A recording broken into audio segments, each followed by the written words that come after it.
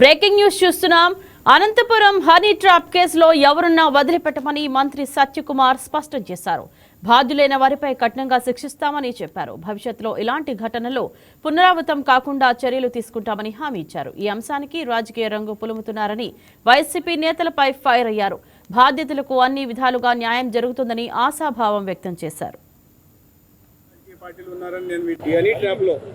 ఉన్న వాళ్ళు ఎవరైనా సరే ఇప్పటికే కొంతమంది అధికారులకు సంబంధం ఉందే వస్తున్న వార్తల నేపథ్యంలో వారిని సస్పెండ్ చేయడం కానీ బదిలీ చేయడం కానీ జరిగింది. అదేవిధంగా ఈ బాధ్యులు ఎవరున్నారో వారిని గుర్తించడం, భవిష్యత్తులో ఇటువంటి పునరావృతం కాకుండా కఠినమైన చర్యలు తీసుకోవడం జరుగుతుంది. బాధితులకు కూడా అండగా నిలబడడం జరుగుతుంది. ఎవరున్నారు దీంట్లో, ఏ రాజకీయ పార్టీలు ఉన్నారని నేను వీటిని రాజకీయ రంగు పులమదలుచుకోలేదు. కానీ ఏది జరిగినా, ఏ పార్టీకి సంబంధించిన వారు జరిగినా అది తప్పే. తప్పును ఖచ్చితంగా భారతీయ జనతా పార్టీ తరఫున ఖండించడం జరుగుతుంది. ఎన్డీఏ ఇటువంటి చర్యల్ని ఎన్డీఏ ప్రభుత్వం ఉపేక్షించదు.